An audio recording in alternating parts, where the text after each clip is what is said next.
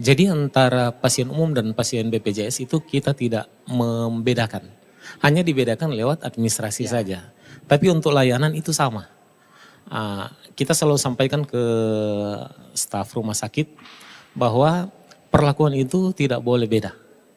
Karena sama-sama yang orang hadapi ini orang yang membutuhkan pertolongan yang kita sebagai pihak rumah sakit dibutuhkan oleh mereka. Karena itu jangan dibeda-bedakan.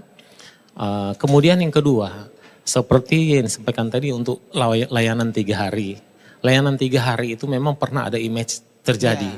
Tapi itu bersama dengan BPJS, ID, itu sudah berupaya dirubah pemahaman tersebut bahwa yang dilayani adalah orang-orang yang siap dipulangkan adalah mereka yang memang sudah stabil kondisinya, artinya sudah bisa dinyatakan sembuh atau perlu untuk pelayanan lanjutan di rawat jalan.